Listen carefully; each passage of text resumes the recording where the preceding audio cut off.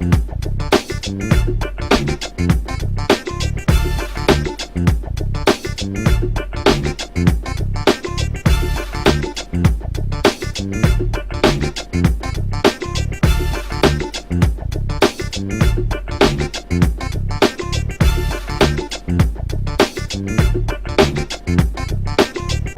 want to support Roland Martin Unfiltered? Be sure to join our Bring the Funk fan club. Every dollar that you give to us supports our daily digital show. There's only one daily digital show out here that keeps it black and keep it real as Roland Martin Unfiltered. Support the Roland Martin Unfiltered daily digital show by going to RolandMartinUnfiltered.com. You can make this possible. You saw those two commercials from John Ossoff and Raphael Warnock. Evangelical voters are going to be playing a critical role in Georgia on January 5th. Now, surveys of early voters and exit polls this year showed between 76 to 81% of white evangelicals and born-again voters supporting Donald Trump. That's according to the National Election Poll and AP Votecast. Now, the conservative evangelical Christians who helped send Donald Trump to the White House 4 years ago stuck by him in 2020. White evangelical voters made up 23% of the vote nationwide and overwhelmingly favored Trump, with about 8 in 10 backing him. Let's talk with Reverend Dr. William J. Barber, President and Senior Lecturer for Repairs of the Breach, and Reverend Dr. Barbara Williams Skinner, Co-Chair of the National Black Clergy Network, and also Reverend Jamal Bryant, Senior Pastor of New Birth Missionary Baptist Church. Jamal, I want to start with you for a couple of reasons. Last week we played the video. A lot of people saw the video of Paula White, and she was, praying against everybody for Donald Trump, for him to win, and then she got a lot of pushback and criticism. And so she dropped this video here as a way of talking back to her haters. You have my number. I've got over 6,000 people that got my phone number. You've got my number, all right? You know exactly. I'll be bold enough to say how to call me. Don't be a coward and put something out on the internet when you have my number. Call me. Call me. Because we'll sit up here and I'll have you come here and we'll talk about it. We'll sit here. Don't have me call some things out. You call. Okay, I expect the world to. You guys go ahead. Well, Jamal, she said, don't have me call some things out. Well, Paula, let me call a few things out. Jamal, on August 22nd, 2017, after she made some previous comments on Jim Bakker's show, I sent her an email and said, we need to talk. She responded to me saying she would do so when she got back out of the country. She said her comments were taken out of context. She never called. Then on November 21st, 2017, I emailed her again saying, we need to talk. She said, quote, I'm flying to Ghana this Friday, looking forward to being back there. I return the following week. Let's talk when I return. She never called. On October 15th, 2018 at 1:15 p.m., I sent her another email saying, we need to talk, saying it has been a year since I last emailed you. She never responded. I've emailed her, I have texted her, I've called her.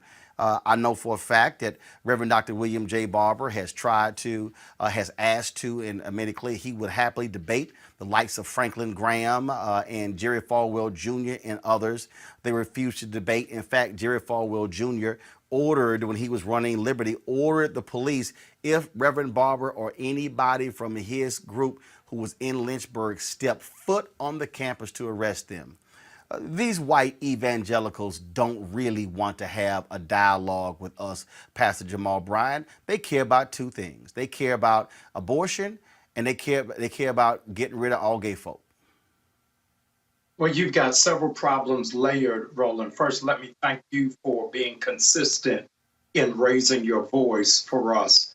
But you've got two issues here for evangelicals who claim to be pro-life for Black babies, but they're not pro-life for grown Black people.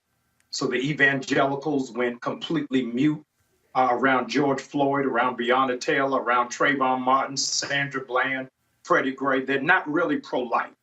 It is only at the place of those who like baby Jesus, as long as he's in a manger. but they don't like grown Jesus when he starts kicking over tables. The second issue, different from Franklin Graham with Paula White, Roland, is the Black church made her. And so there's blood dripping on our hands because we put her on stages, platforms, and programs where we never push sisters with stellar gift, capacity, skill, and credentials, but we let her float through.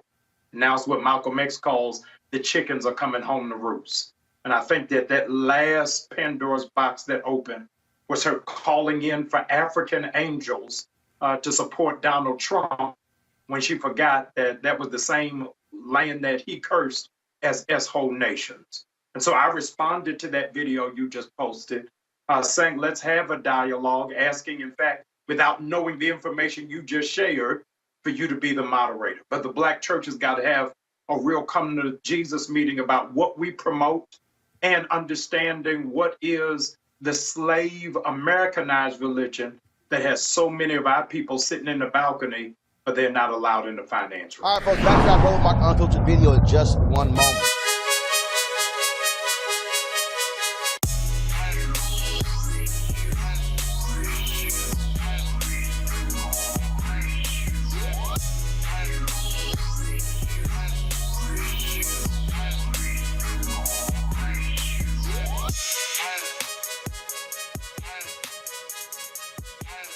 All right, folks, at Seek.com, I want to thank them for being a partner with Roland Martin Unfiltered. Mary Spiel, the founder of this Black-owned virtual reality company.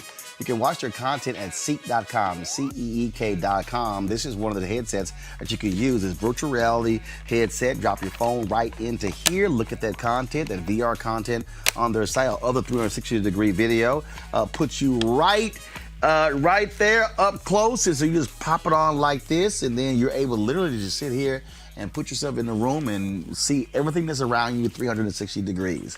Now, if you listen to music, folks, you can check out the music on their Seek.com headphones. These right here, folks, are 360-degree 4D headphones. The bass on these things are absolutely amazing. Surround sound. So literally when you're listening to it, the sound actually is around your whole head. Again, created by a sister. If you want to get the headset for the music or the VR headset, simply use this promo code RMVIP2020. RMVIP2020. Christmas is coming up. Some great gifts. In fact, my birthday in 9 days. So I'm just giving y'all a hint.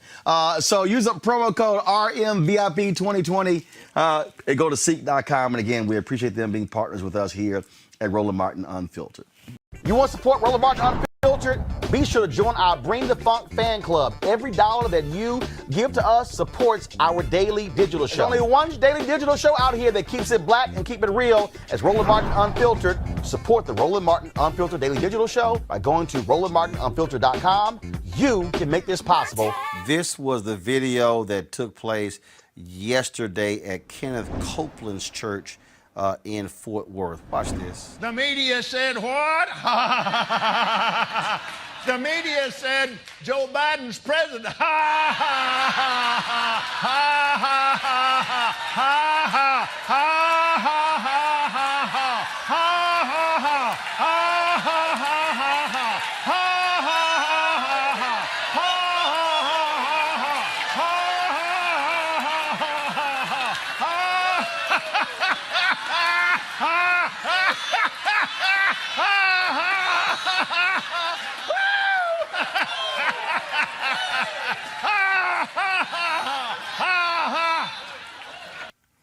Well, they laugh all day, Barbara, but he president-elect. Barbara? Barbara, can you hear me? Barbara, can you hear me? Guys, Barbara, can you hear me? All right, y'all, let me know if Barbara, can you hear me? I can hear you. All right, so Kenneth Copeland finds this ought to be humorous. What's funny right now? People are hurting. What's funny right now? Racism is still alive and well in America. What is so funny? Well, that's the whole point. And for them, they think this is a big joke.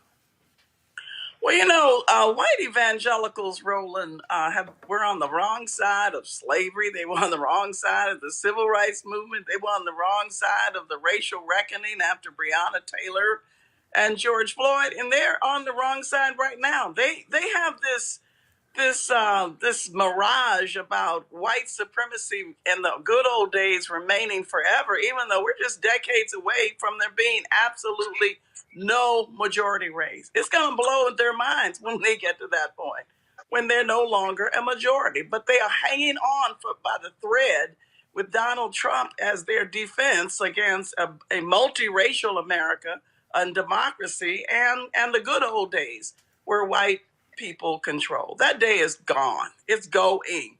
And it's not even Christian. It's not even Christ-like what they have supported. They basically have lost their credibility, spiritual credibility. They may have lost their spiritual credibility, Reverend Barber, but the reality is they still form a potent force, if you will, when it comes to the voting booth. And in fact, Reverend Barber, Pastor Rudy McKissick posted this video on his Instagram page, and I just found it to be very interesting. Reverend Barber, to listen to the reaction of white evangelicals to Biden Harris winning. Father, we praise you tonight. We humble ourselves tonight, Lord God. We ask you in Jesus' name, Father, that you'd forgive us as a people. Almighty God, please.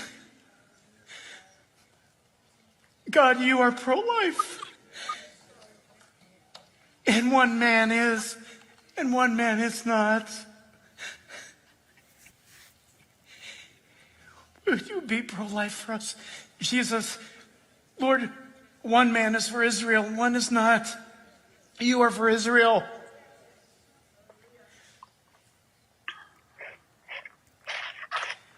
Lord, one man is for our military and our police, and the other is not. You are. What will we decide? What message will we send you? Jesus, forgive us as a people. We have slept. Reverend Barber, I can't play all that. Here's what I just heard, Reverend Barber. He mentions pro-life. Right. He mentions the military and law enforcement. He mentions Israel. He does not mention the Palestinian people. He does not mention the fact, Reverend Barber, that Joe Biden got more military votes in these key states than Donald Trump did. Absolutely. To Jamal's point, he ain't talking about the issue of the death penalty of folks who've been shot by cops. And he sure as heck, and all that crying and whining, did not say nothing about the poor, Reverend Barber. Well, you're exactly right. And he got the repentance part right, but he's doing the wrong repentance. If you go down the list of things Jesus listed in Luke 4:18 and in Matthew 25, he didn't bring any of that. He didn't bring any of the Beatitudes. Now, it is important, Roland, that I think when we talk about these evangelicals, first of all, when you look at biblical evangelicals, the white abolitionists were evangelicals. The social gospel movement was evangelical. The evangelicals we have today, they stole the term. They hijacked it during the time that many of them were, and it actually started before the civil rights movement. It started during the New Deal, and there's a book on this called The Purchasing of the American Pulpit by Kevin Cruz out of Princeton. And they actually, the corporate business world, the Chamber of Commerce, decided that they did not have the ability to shape the moral consciousness. They were upset that the social gospel was so deep in the churches. And they gave a man out of California some money, big money. And his job was to purchase the American pulpit. And inside of 10 years, he had something like 19,000. And if you trace from there to the moral majority, to the so-called religious right, They all flow out of there. That's one thing you ought to understand about this. Secondly, my dear friend Jonathan Hartgrove grew up in white evangelicalism, and he's now writing some of the strongest books against it and standing against it. Young people are leaving them in droves. They don't like to talk about it, but if you read some of the other events, they're leaving them. There's a whole group of Christians now called red letter Christians who have left this so-called white evangelicalism. They work with us in the Poor People's Campaign. They just moved on. But then there's another dynamic, Doc, and that is, a lot of black ministers supported Trump, supported Reagan and Bush. They supported the governor out of Ohio, Kasich. And when you look at their policies, the only difference between them is Trump's craziness. And that's something we're going to have a discussion about because we have some of that same stuff happening inside of the black church that has supported, some of these Republicans whose policies were just extreme. Remember, Governor Kasich was the one that cut welfare and put people out. Look at where Ronald Reagan started his campaign. Roland, you and I have talked about this in Philadelphia, Mississippi. Look at what he did. Look at what George Bush did. George Bush left Obama the recession. Obama had to pull up out of it. We have to be careful not just to be moved by people who now say they were against Trump or for Trump, because Trump is a part of ism. And you and I were talking about it the other day. There was a decision made in 1968 by Pat Buchanan, Kevin Phillips, and some so-called white evangelicals to split the country in half for political purposes. That was their goal. And they said they would always disavow it. And if they did it, they could survive and rule the country politically for the next 50 years. Well, this is the 52nd year of that. This is the 52nd year. And what scares them the most is that is Georgia churning, North Carolina, these southern states, because that was the goal. But behind it, even beyond abortion and prayer in the school and being against gay people, that's the stuff they put out front. They used to put out front segregation. They can't do that anymore. But if you look even deeper, the candidates they support are all pro-corporate. They treat corporations like people and people like things.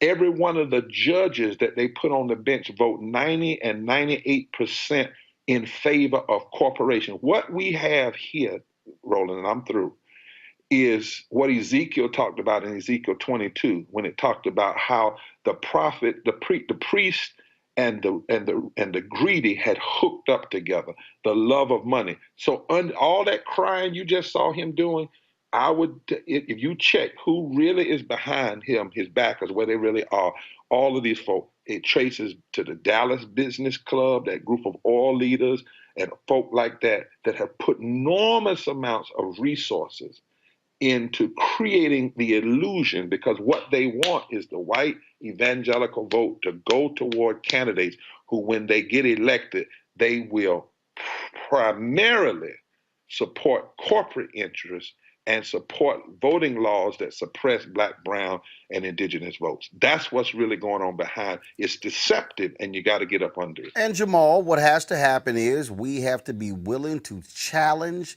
them as vigorously as possible. I know some black folks who say, oh, this is about religious liberty and churches should be able to take federal funds and hire who they want to hire. And look, there are a number of black churches that are very much pro-life, that believe in a marriage between a man and a woman, but they also say, but I can't get with your racism.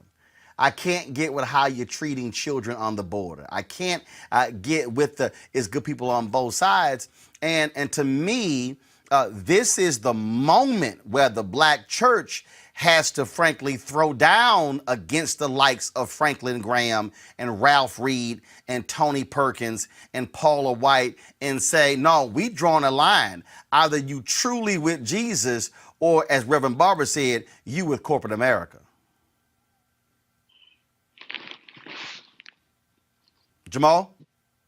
Yes. Go ahead. I'm sorry, yes. I think that is why, in part, it is so critical that we underscore the significance of Reverend Raphael Warnock going to Senate. It shows the Black church in marketplace holding and underscoring our values and principles that are not for sale. That underrated activist Hosea Williams said, we're unbought and we're unbossed. And so isn't it critical that all of America's power structure comes back to a Black pastor? And I latched that on to the history lesson that Reverend Barber just gave us, is that the Black church can't be for sale in this hour. Is that we've got to realize that there is so much swinging in the pendulum, and that's why all eyes are going to be on Georgia. And let it not be lost on us that Reverend Raphael Warnock pastors from the sanctuary of Martin Luther King Jr. There's so many historical tropes connected to that that are symbolic of the changing of the guard, the shifting of the paradigm, and the fulfillment of the dream. And so here in Georgia, I'm excited about us turning the page on one chapter and shutting a book on another one, that the real church is going to have to show itself. Because what we have seen is while Trump has lost the election, a lot of evangelicals are losing their mind, they're losing their place, and they're losing their theological footing. Barbara, you have been battling these folks for quite some time, and the reality is this here. Franklin Graham often questioned whether Barack Obama was a Christian. Yet he's excused the cheating behavior of Donald Trump. We've watched these people who always are talking morality and principles and morals and values and ethics completely throw that out the window for Donald Trump. Barbara, go right ahead. We're talking about supporting the empire versus supporting the kingdom. That's what Reverend Dr. Barber was just talking about. That the Black church really threw down in Milwaukee and Detroit and Philadelphia and Atlanta for justice, for, righteousness for the poor. They didn't fall for the okie doke of 8 months, 9 months in the womb, of pro-life. That's not pro-life. They didn't fall for the okie doke of righteous living when you support a president who is the most scandalous, immoral ever. So I'm proud of the Black church, and I'm hearing Dr. Jamal say the same thing, that we have an opportunity in Georgia to lift up the very best of the Black church and not get into bed with white evangelicals as though they are for us. They are not for us. They are not committed. They got what they wanted. They got 200 lifetime appointments on the federal bench, not for, that were anti-civil rights. Yeah. They got that. They got 3 justices who will take out health care for Black people and brown people and poor white people during a pandemic. They are not in the same league with us. Now, should we build bridges? Of course, we're called to do that. But we need to be clear about the differences right now. They would look at the vote. 70% of them have no problem. Racism is not a deal breaker for them. Injustice is not a deal breaker. Caging brown children that's not Jesus. That's none of the gospel. So what Bible are they reading? To me, they have become just another political band. Well, first of all, they lost all moral authority. All right, folks, back to our Roll Mark Unfiltered video in just one moment.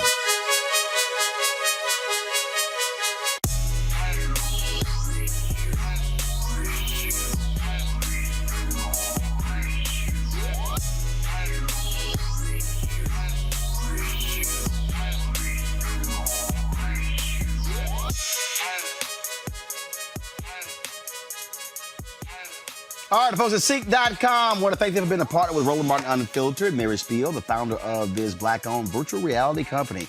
You can watch their content at Seek.com, CEEK.com. This is one of the headsets that you can use. This virtual reality headset. Drop your phone right into here. Look at that content, that VR content on their site. Other 360-degree video puts you right right there up close. And so you just pop it on like this, and then you're able literally to just sit here and put yourself in the room and see everything that's around you 360 degrees. Now, if you listen to music, folks, you can check out the music on their Seek.com headphones. These right here, folks, are 360 degree 4D headphones. The bass on these things are absolutely amazing. Surround sound. So literally when you're listening to it, the sound actually is around your whole head. Again, created by a sister. If you want to get the headset for the music or the VR headset, simply use this promo code RMVIP2020. RMVIP2020. Christmas is coming up. Some great gifts. In fact, my birthday in 9 days. So I'm just giving y'all a hint. So use a promo code RMVIP2020 and go to Seek.com. And again, we appreciate them being partners with us here at Roland Martin Unfiltered. You want to support Roland Martin Unfiltered? Be sure to join our Bring the Funk fan club. Every dollar that you give to us supports our daily digital show. There's only one daily digital show out here that keeps it black and keep it real. As Roland Martin Unfiltered. Support the Roland Martin Unfiltered daily digital show by going to RolandMartinUnfiltered.com. You can make this possible. Rishi, I had someone who called me today and they said, but is he going to concede? I said, I don't care. I said, he doesn't have to concede. I said, 69 days from now, his ass is gone. Donald Trump, he is sitting in the Oval Office right now. Right now. On January 19th at 11:59 a.m., the Secret Service is going to walk in and say, it's time to go. If he resists, they're going to say, sir, it's time to go. You can no longer occupy this building because you're no longer president. At 12:01, it does not matter if Joe Biden has put his hand on the Bible and raised his hand. It does not matter. The Constitution states at 12:01 p.m., that man is going to be president of the United States. They will walk Trump's ass out of the Oval Office into the beast, say, drive him to Andrews Air Force Base. He can have a 10-hour rally if he wants to in the hangar. And when he's done, they will put his behind on that plane and say, where are we taking you? New York, Ireland, Mar-a-Lago, Aruba, hell, it don't matter. Where are we taking you to? Go to hell. And then they're going to drop his ass off. He's going to have his smaller Secret Service detail and that wonderful blue and white plane that says President of the United States on the side, United States of America on the side, is going to fly back to Andrews Air Force Base and will not be called Air Force One when he's on it. So I keep telling people, y'all, stop. I don't even care. He's lost. Bye-bye. Right. I mean, Inauguration Day technically is on January 20th, but I totally agree with your point. Yeah, 20th. The problem isn't so much that Donald Trump, whether he concedes or not, but what is genuinely a problem is the obstruction from the Trump administration in terms of a smooth and peaceful transition of power. We know that there isn't going to be this armed coup, but nonetheless, we still need these government agencies to cooperate, not because they're competent, not because they have any kind of unique skills that would not be present in a Biden-Harris administration, but because lives are on the line. Even Donald Trump's COVID task force has stated that they're not being able to cooperate with the Biden-Harris task force could lead to more carnage. Donald Trump sat there in his inauguration and he talked about American carnage, and he delivered on that. And that's what's happening right now. We might see another 150,000 deaths at the massive escalation that we're seeing of COVID infections. And we're not putting Biden-Harris in the best position to take over and tackle it. And the less that they have to prepare, the less involved they are right now, the more extreme the measures we might have to take come 2021. And I know we all want to get the hell up out the house. And so there is a real consequence to Donald Trump's rhetoric, because you have people like Emily Murphy in the GSA who won't sign transition papers. You have people like Mike Pompous, as Dr. Carr referred to him, who are holding back correspondence from foreign leaders. These are all things that put us behind the 8 ball. Luckily, we do have an administration that will be coming to into power, like you said, no matter what, per the Constitution, that is competent, that is ready, that is able, that will listen to science, and that's been there and done that. So that gives me confidence, but we cannot let Trump off the hook for the obstruction, and I will say treason against the United States, because he is obstructing the will of the people. 76 million people and counting. All right, folks, back to our Roland Martin Unfiltered video in just one moment.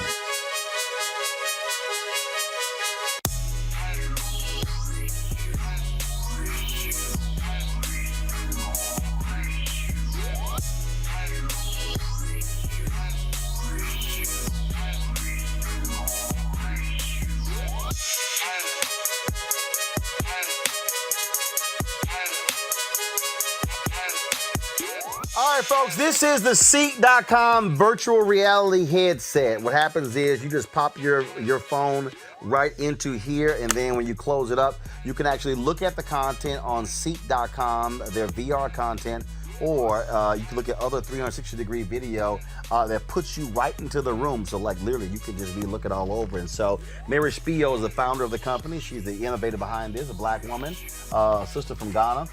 And so that's their VR headset. They also have these 360-degree 4D headphones. A tremendous bass that covers all across your head. Great sound. Gamers love them. You can attach a headset to this as well. It's Bluetooth. Folks, if you want to get either one of these devices, go to Seek.com, Seek.com. That's Seek.com, Seek.com. Use the promo code RMVIP2020. RMVIP 2020, and check that out. And so we certainly appreciate them being partners with us here at Roland Martin Unfiltered, where we, of course, support black-owned businesses like Seek.com. And also go to their site. You can also subscribe to their monthly content.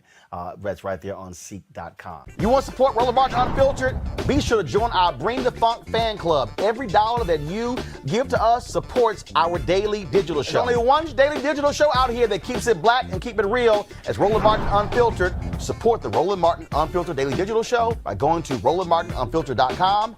You can make this possible. We talked about the power of black women, also the fact that the two highest voting groups in this election were black women and black men. 91% of black women voted for Donald Trump. 80% of black men, 91% of black women voted for Joe Biden against Donald Trump. 80% of black men voted for Joe Biden against Donald Trump. A sister sent me an email. Her card is on my desk. I'm sorry. A sister sent me this T-shirt, y'all, today, and it says "Vote like a black woman," which was pretty funny. And Eva Longoria, who is a Democratic activist, she's an actress, but let's just say she got a little hot water over the weekend when she said this on MSNBC. Power, and does the Democratic Party understand why it's back in power? Yeah, I think you bring up a good point. I mean, I think, campaign financing needs to be looked at. I think the way in which we campaigned, there were so many false ads in Florida in Spanish. Spanish wasn't regulated the same as in English. And so I do think we need to take a look at that. Again, our work is just beginning. But I want to talk about what you just said about the women. The women of color showed up in big ways. Of course, you saw in Georgia what black women have done, but the Latina women were the real heroines here, beating men in turnout in every state and voting for Biden-Harris at an average rate close to 3-1. And that wasn't surprising to us. Latinos are the CEOs of the households. They make all the financial decisions and healthcare decisions and educational decisions. Many Latinas are small business owners, and they wanted a plan for recovery for themselves, not for Wall Street. And so Trump's policies were never aimed at the struggling Latina community. And, if you look at voter suppression on top of that, how Latinas showed up, even through the closing of polling places and the shutting down of drop-off sites and new voter ID laws and long lines and driving 30 miles and all of that. And on top of that, restrictions and safety protocols of a pandemic. That spirit and perseverance that Latinas use in their daily lives, the struggle to pay their bills and the struggle to show up to their jobs and homeschool their kids and take care of their elders, that's the same perseverance and spirit they use to show up at the polls. That did not sit well with a whole bunch of sisters. Eva Longoria got ripped for those comments. giving the impression that she was dismissing black women and said Latina women were the ones who were doing it. But this is so when she got criticized on that, this was what she posted on Twitter. I'm so sorry and sad to hear that my comments on MSNBC could be perceived as taking credit from black women. When I say that Latinas were heroines in this election, I simply meant that they turned out in greater numbers and voted more progressively than Latino men. My wording was not clear, and I deeply regret that. There is such a history in our community of anti-blackness in our community, and I would never want to contribute to that, so let me be very clear. Black women have long been the backbone of the Democratic Party, something we have seen played out in this election as well as previous ones. Finally, black women don't have to do it alone any longer. Latinas, many who identify as Afro-Latina, indigenous women, AAPI women, and other women of color are standing with them so we can grow our collective voice and power. Together, we are unstoppable. Nothing but love and support for black women. Everywhere, you deserve a standing ovation. Rosa Clemente is an activist, and she dropped a couple of videos on Instagram last night, right after this whole thing happened. She joins us right now. Rosa, glad to have you back on Roland Martin Unfiltered. So you were real quick with the reaction. I saw Tamika Mallory's tweet saying, hey, we need to get together with Rosa, Carmen Perez, Linda Sarsour, and have a conversation with Eva Longoria to deal with this. Just share your thoughts about this whole back and forth in this dialogue after Eva's appearance. Well, yeah, thank you for having me, Roland. So for people that don't know me in your audience, I identify as a Black Puerto Rican woman, not Black and Puerto Rican, but a Black Puerto Rican woman. And a lot of my scholarship and my PhD that I'm completing now is specifically looking at Black Latinos in the United States within the Black radical tradition and part of the Black long freedom struggle in this country. So when I heard that, I immediately responded because it was an anti-Black statement, right? And it is very critical that even though I identify, and there's other sisters like me who identify as Black or Afro-Latina, that I also respect the particular freedom struggle of African-American women, and not just now, but as long as they've been here, especially those that come out of enslavement, so I dropped my Instagram and it got a lot of views. And then I talked to Eva. We have a fellow sister common with us, Carmen Perez, one of the founders of the Women's March, and I had a good conversation with her.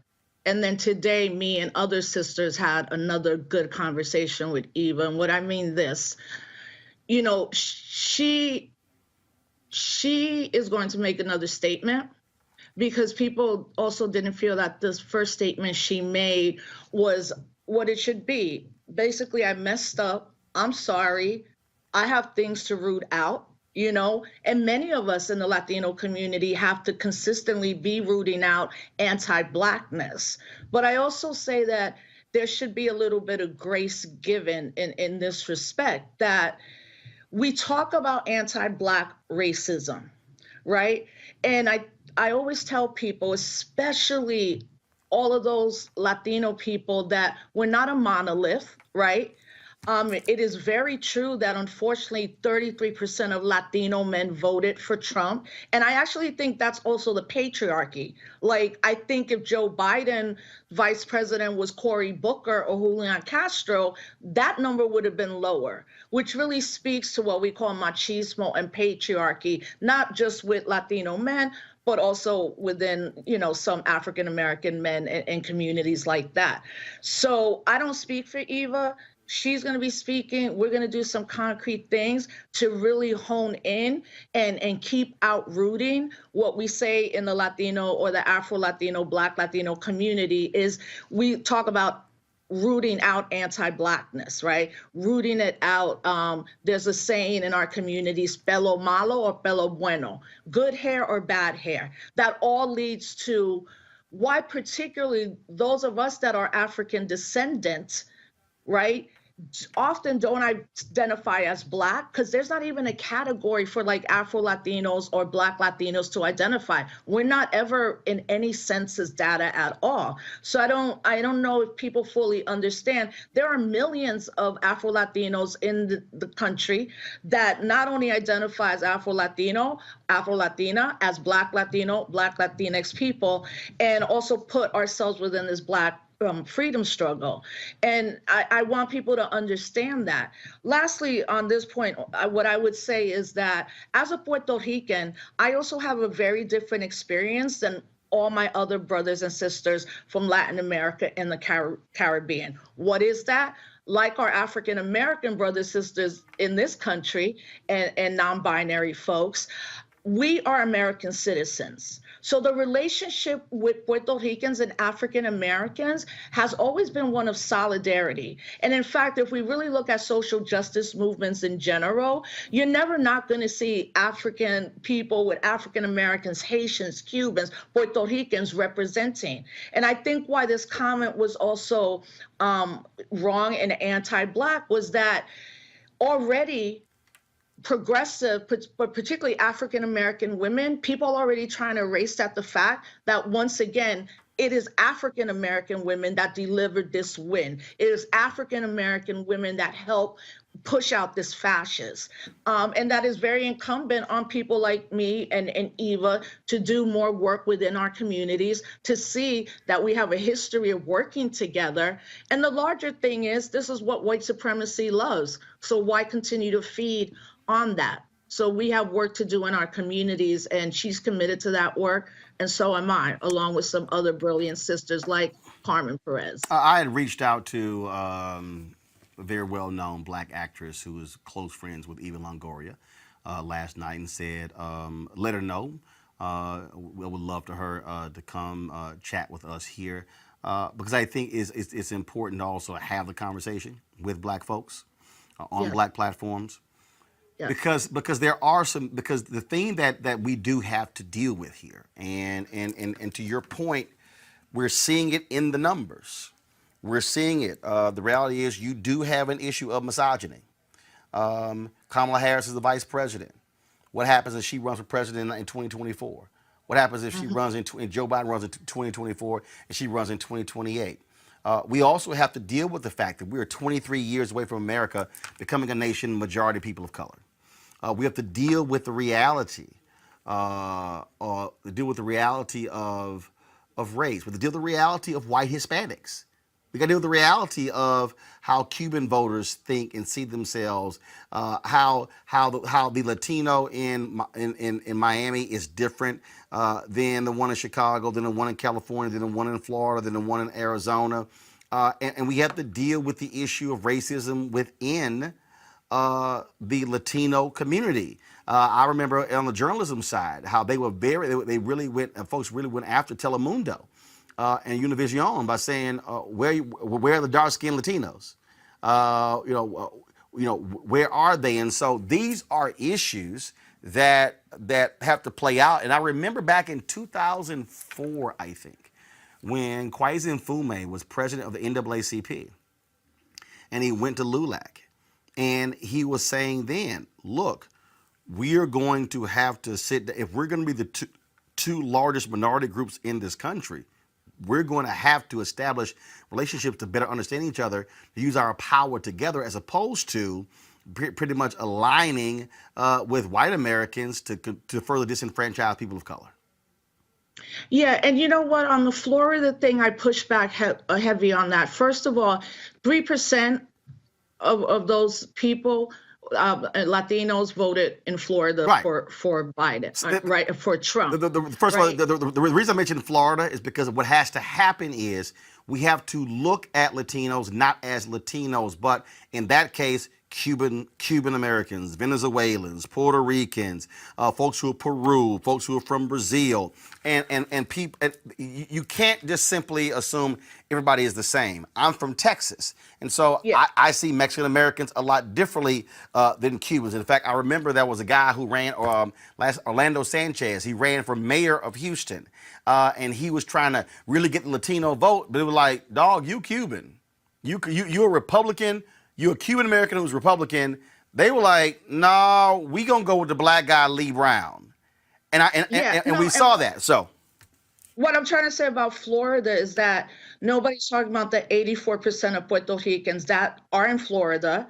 Right. They actually now, Puerto Ricans post Hurricane Maria, we're 1.5 million in Florida. And I think I spoke to you about this during the whole thing that it would have been great for Biden and Harris to actually talk to Puerto Ricans who still came out 84% and voted for them. They could have flipped. Puerto Ricans are the swing vote in Florida. It's not the Cubans anymore, right? In Pennsylvania, Puerto Ricans are becoming a swing vote. So what you also say that you're acknowledging, which is important, is like there's this amorphous 65 million Latinos. Well, what does that mean? And that's why I specifically always identify as a Black Puerto Rican, right? Because I know ethnically and nationally I'm a Puerto Rican. But if I want to be within conversations in race, I also have to say, well, look, even though I racialize myself as Black, there are these nuances. But what I think is still missing is that we don't talk enough about our solidarity with each other, that people are working on this and rooting this out. And actually, as someone that's been part of Black Lives Matter for the last 6 years, I am so heartened that I've been doing this work for 25 years. That's an entire new generation of Afro, Black, Latina women, Latinx folks that are like, we are here, we are dealing with anti-Blackness, we are in solidarity with our brothers and sisters, and we're also going to prove and show up from now on. So then, of course, when Eva makes that mistake, the anti-Black statement that she made, how do we deal with it? We call her. She has to have accountability. She's going to put out another statement. And I'm going to keep working in the work that I've been doing, which is to keep uplifting the fact that there is a growing number of us who identify that way. And we have to now think about the data and geographical census data that we can glean. Because in 2016, the Pew Research Center said that over a third of, quote, Latinos in the United States identify racially as Black. But we often don't hear that narrative. And honestly, I think you're one of the only few people that I've always gets the nuance to it. Well, that's because, but Rosa, let's just be honest. The problem is because you got mainstream media filled with largely white folks. You got very few Latino, Hispanic commentators, contributors. You got very few. They're all white passing. They don't want people like me. They don't want, and honestly, I'm not that dark, y'all.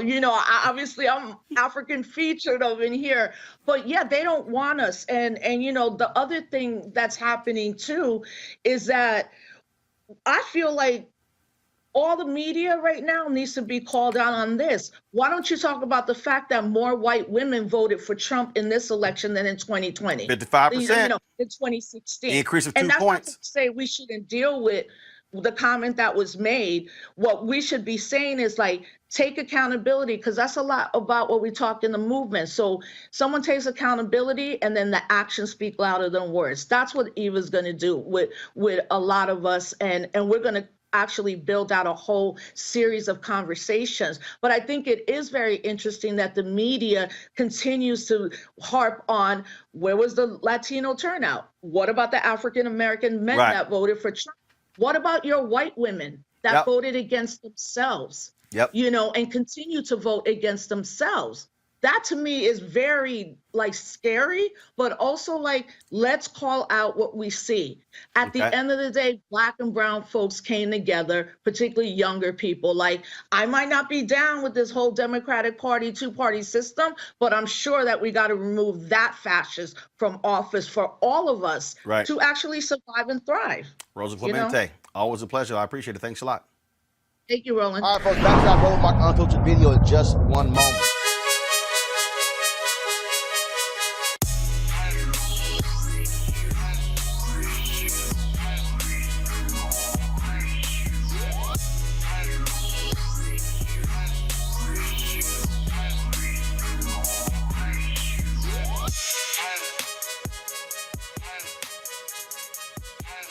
All right, the folks at Seek.com want to thank them for being a partner with Roland Martin Unfiltered. Mary Spiel, the founder of this black-owned virtual reality company.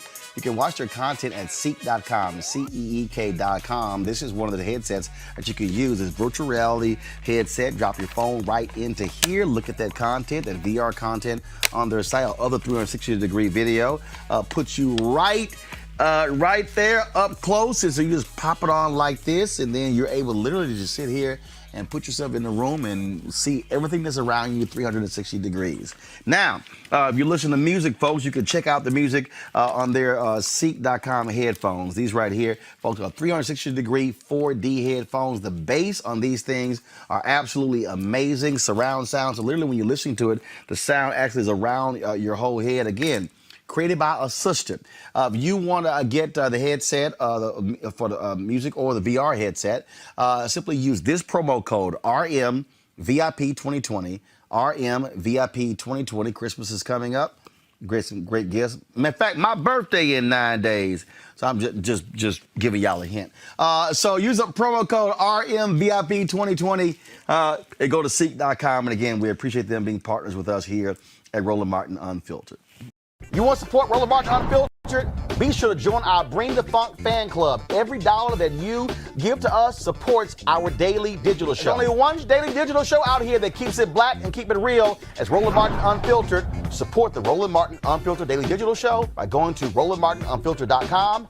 You can make this possible. If you want to understand how deranged these folks are, Michael, you've got Lindsey Graham out there saying that, we're going to stand with Trump and we're going to have hearings on the illegal voting. I mean, it's just absolutely ludicrous what you're seeing from these people. But this is also why, Michael, where I keep saying, I don't want to hear no bullshit about how we need to reach out to them. How we need to understand the other 70 million who voted for Trump. No. These are people who willingly voted for racist, who had no problem overlooking everything. These are people who don't care. These are people who will say and do anything. This is why I keep saying to Democrats, when you get power, you wield it. These folks have no integrity, no credibility, no dignity. The fact that very few Republicans have actually come out. Susan Collins, she dropped an announced tweet today congratulating Joe Biden on winning. Mitt Romney, he was on the Sunday shows over the weekend, and he was actually speaking to this very issue. This is what he had to say. The election, it's not just a question of, we have questions about this place or that place. And we should note, Republican election lawyer Ben Ginsburg, who's a CNN commentator, he's looked into these complaints about voter fraud and the like, and he doesn't see any of these complaints as having merit. Election officials in Philadelphia, Republican election officials, and throughout the country say this was a clean election. Does it concern you at all that President Trump and his team are out there saying that he won and lying about the integrity of the election with wild allegations? You're not going to change the nature of President Trump in these last days, apparently, of his presidency. He is who he is, and he has a relatively relaxed relationship with the truth, and so he's gonna keep on fighting until the very end.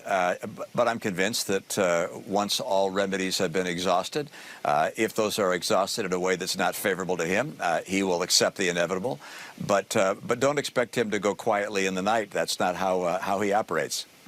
Avis, let me tell you how crazy these people are, how nuts these people are. Kelly Loeffler now wants the Republican Secretary of State in Georgia to resign because he has said this was a clean election.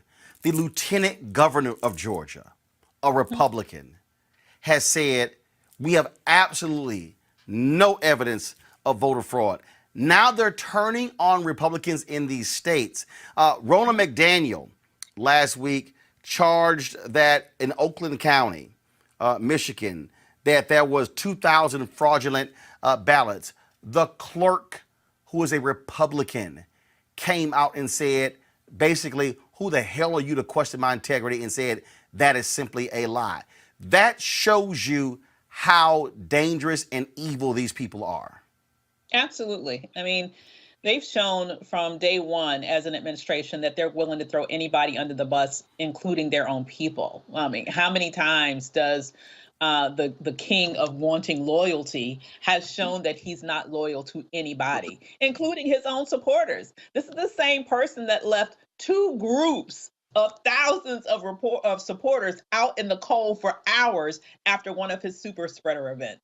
This is the same person who keeps on firing person after person after person throughout his time in office, specifically because for some reason they may have told the truth. God forbid, about something. You know, this is the type of criminal enterprise that we have that's running the White House right now.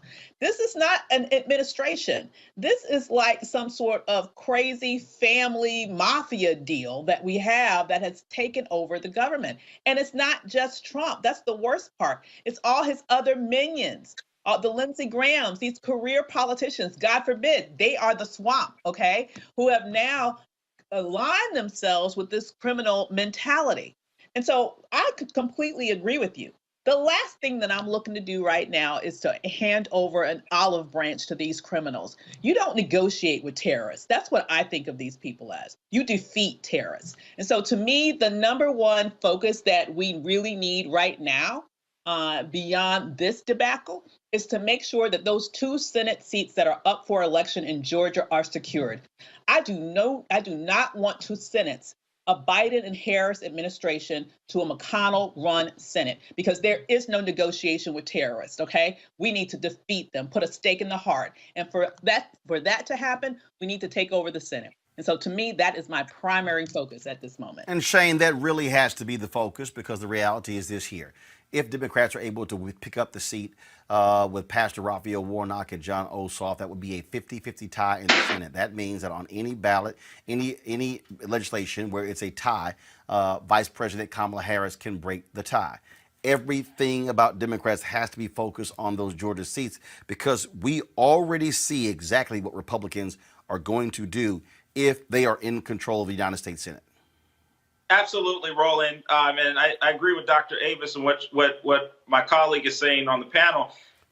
I agree that we need to focus on the Senate seats. I'm going down to Georgia following Thanksgiving to do some work with the Reverend Raphael Warnock campaign. And in return, I also support John Ossoff because I think that we need to flip those seats. It's incredibly important. And I also remember, Roland, in 2008, when Barack Obama was elected, the goal, obviously, of the Republican leadership was to make him a one-term president. And if you remember, in 2012, he won re-election, but he came back to a Congress and a Senate that it was difficult to get much of anything through.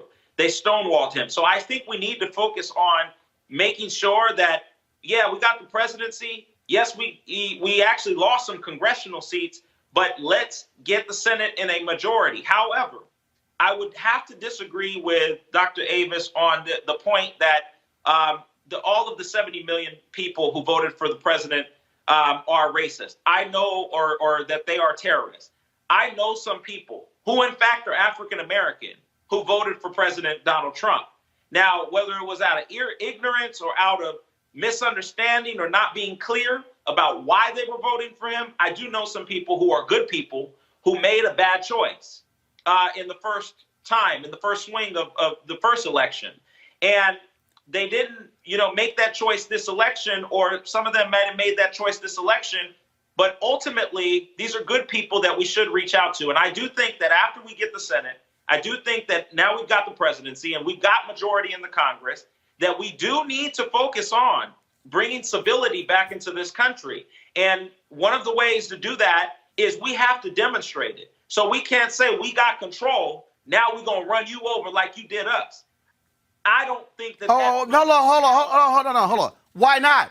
Because here's the deal. Let's just be real clear here.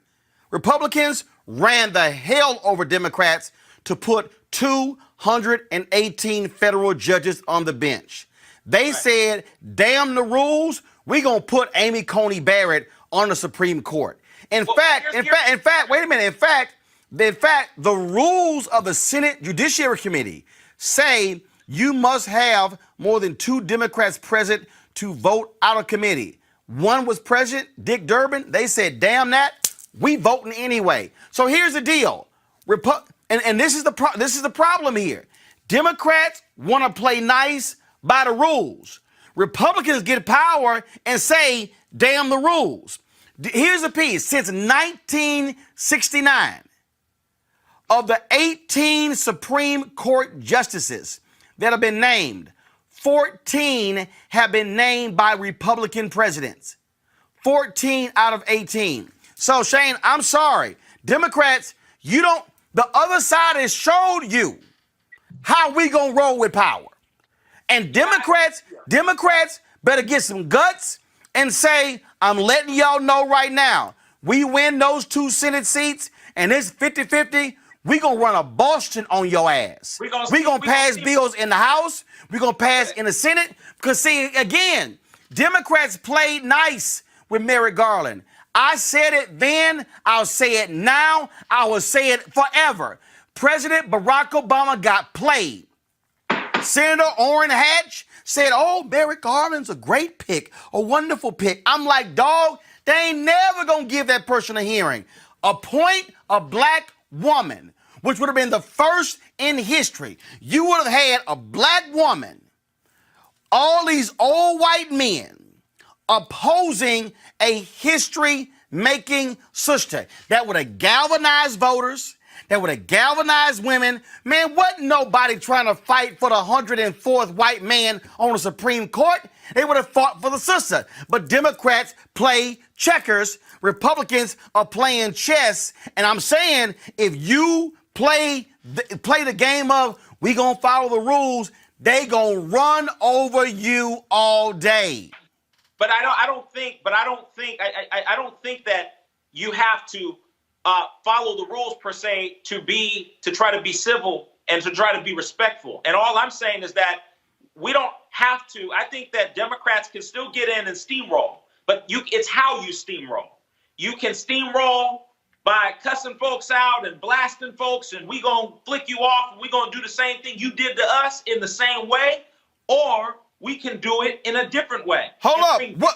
Bring dignity back into our democracy. Well, first of all, what's the different way? I'm sorry, Michael, I'm confused here because Republicans have shown exactly how they lead, and you know what ends up happening? They get their way every single time, and Democrats are like, oh man, we shouldn't have done that. We should have done something different. I don't know where we go. And they stand there like, what happened? No, I mean, I would argue that, though, because there has been a history in this democracy of both of these parties playing that same game and that same tune. And that is to push and shove down the throats of everyday people what the agenda is of that particular party. So I would argue that a little bit, Roland. There has been a history in this country of both of these parties. Nah, we ain't talking history. We ain't talking history. We talking the last 12 years.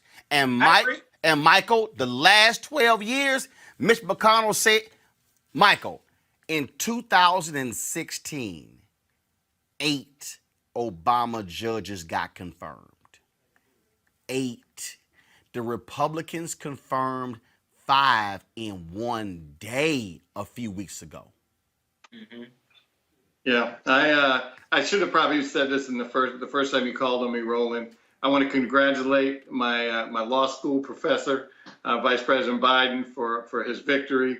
But I would probably agree with Shane if there was different set of leadership. With this set of leadership on the GOP side, both in the House and the Senate, I mean, Kevin McCarthy came out the other day and said Trump won. I mean, with that kind of mindset and leadership, you cannot bring a knife to a gunfight. We have to stop doing that. Roland, you just mentioned that about how we like to play by the rules and want to be nice and sing Kumbaya. We're not in that moment yet. And maybe we will be after the 22 election or after the elections in January when we flip the Senate seats in Georgia. But until the leadership changes, we cannot have the kind of olive branch approach. It's not going to work. It's like dealing with a bully. I mean, we saw it for the last 4 years. Until you stand up to the bully, they're going to keep bullying you. So we have to have a different approach, a much more aggressive approach. That's why I'm proud of the Vice President and Senator Harris. They're moving forward. They don't care who concedes. They don't care who they get phone calls from. They're going to keep moving forward, getting ready to take over January 20th. So I like that they're not waiting. They don't need to wait. They won, and they can't handle it. This is who they are, and so we have to have a much more aggressive, frankly, thuggish approach to this transition. Avis, I'm telling you right now, I know folks ain't trying to sit here and talk about Ice Cube. I'm telling you right now, the theme song of the Democrats should be No Vaseline. Okay, I will let that reference to Ice Cube go. Okay, I have to agree with that. But let me fine. But you don't want Ice Cube? Scarface is No Tears. I'm cool with all of it. Okay. I'm also into what movie was it when the dude said they can't handle the truth? You mean all of it? Applies, Jack Nicholson, right? A Few Good Men. There you go. So here, let me be very specific because I'm very specific with my language, and I'm not really into hyperbole. The reason why I called a Mitch McConnell, a Lindsey Graham, a terrorist, and a Donald Trump is because it's not just their rhetoric, as bad as it is.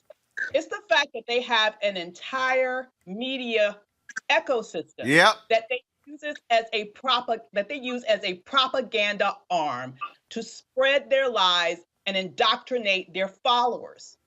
They radicalize their followers through an entire ecosystem of various different media outlets. Fox is only a small part of it.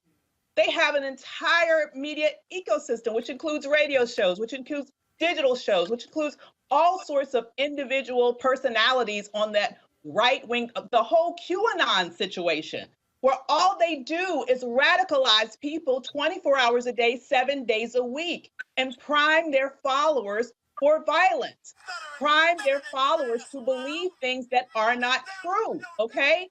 And that's what creates a very dangerous situation.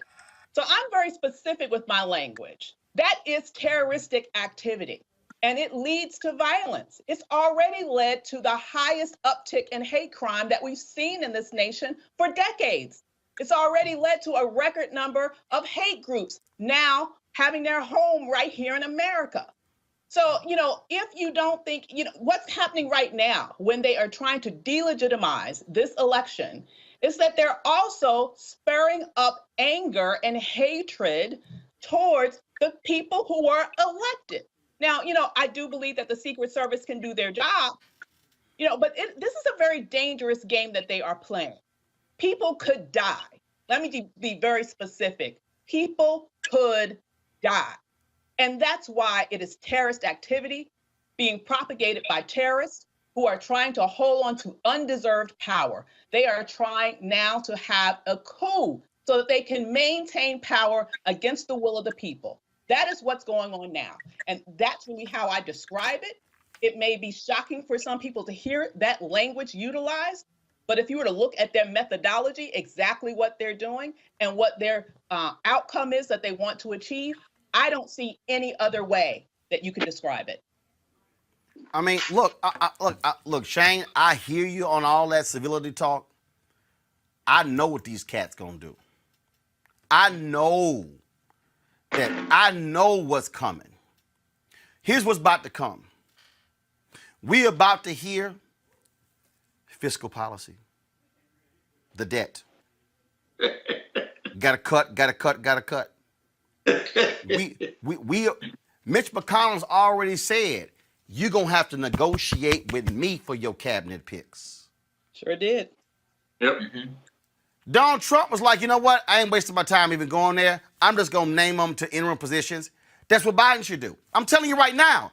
You cannot negotiate with terrorists. No. And what they are going to do, They are going to try to bring Joe Biden down to his knees. They are going to sit here and just what they, I'm telling you, what they've already shown what they're going to do. I'm telling you right. Look, I know this is rough for some Democrats. I know it's rough when you talk about how you got to operate, but I just think, you know what? I think Orlando Jones said it best in the movie Biker Boys in terms of the attitude you got to have to deal with them. Go. Stuttering and standing your ass around. Get down on your knees and bow that ass down. What? That's how you got to operate. I'm telling you, these thugs, they don't know they ain't playing nice. Yeah. McConnell, McCarthy, Graham, all of them, they will unleash hearing after hearing after hearing after hearing. That's why everything has got to be on Georgia.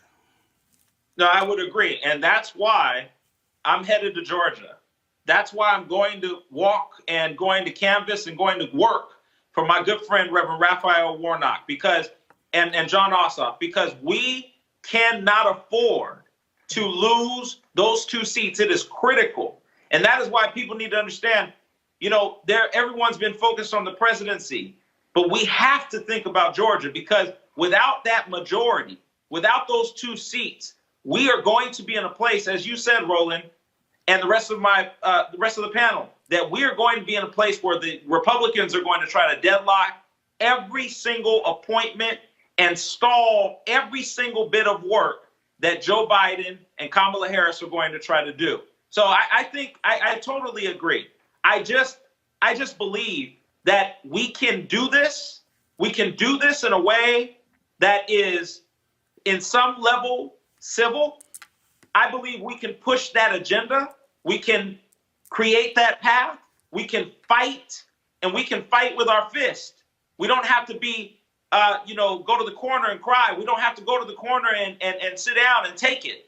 However, we can do this in a way that is still teaching these folks that civility is still needed. We don't need in our own communities across the country a kind of climate where the regular person who voted for Donald Trump, the regular person who thought that Donald Trump was the change that was going to drain the swamp, as he said, and all he did was fill it back up. We don't need those people in our communities across this country. We don't need that kind of division. Wherever we can try to take that division down, we should try to do it. No, here's the deal. But here's the deal, though. Here's the deal, though. What we got to understand is what took place to black people.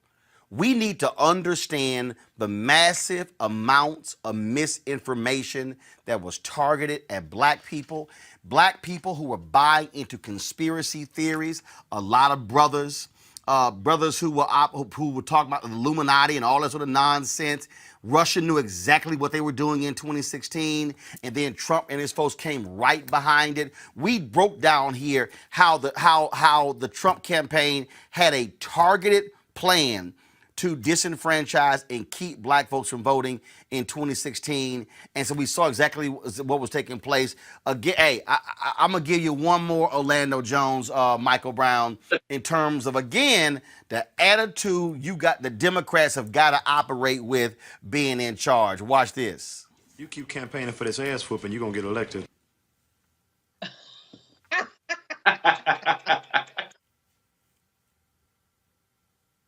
That's the only way you can roll, Michael. I'm telling you. This ain't the Senate 20 years ago. This ain't Joe Biden and John McCain can oppose each other on the floor and then go out for dinner and it's all good. This is not the day when they used to have families to get together and they disagree with each other. No. I did it in 2017. I said, this means war. And what these people, what the Republican Party wants to do, they want to solidify the federal bench for the next 50 to 100 years. They are focusing on a cultural battle. We're going to play you the video a little bit later.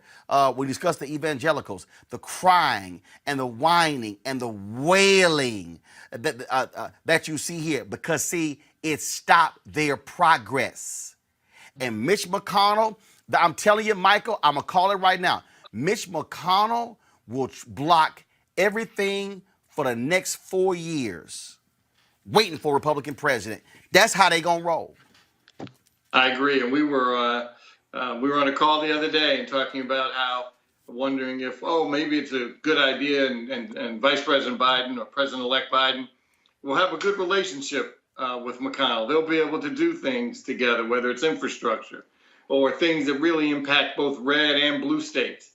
And there's a divide. You know, there's some people that have the thought process that Shane has, and there are other folks that have the thought process that good doctor has, and then we'll see kind of what happens. But I think most people, and I think most importantly, the president-elect and vice president-elect think they need to have a much more aggressive approach and taking a no prisoners approach, because the federal bench, frankly, is almost solidified. I mean, McConnell and Trump got done what they needed to get done over the last 4 years relative to vacancies. Obama, frankly, and I know a lot of Obama lovers, and we all are, I get it, but he did a poor, terrible job relative to the federal bench. Now, I understand McConnell did a lot of blocking, but in those first couple of years, when he had the Senate, he could have flooded it just like 45 did. He chose not to. That wasn't a priority. And we're getting hit with that. Now, that's the past. Talking about now, present, and the future, so I want Vice President Harris and President-elect President-elect Biden to come to the table and say, look, McConnell is not a friend. He is not going to be helpful. So we have to legislate hard. I mean, the kind of legislation that you're going to put in front of the Senate that does help red and blue states at the same time. So these folks get phone calls from their constituents saying, why aren't you supporting that bill? Yeah, I don't like Biden, but this bill is going to help me. It's going to help my family. It's going to give me a job. It's going to make my quality of life better. This is where legislation becomes important, because the court part, you certainly can't rely on. You can't rely on McConnell opening the doors and saying, oh, great, whatever Nancy Pelosi wants to do, I'm going to pass. So we have to have strong legislation that impacts folks, whether you're in a red state or a blue state. All right, folks, back to our Roland Martin Unfiltered video in just one moment.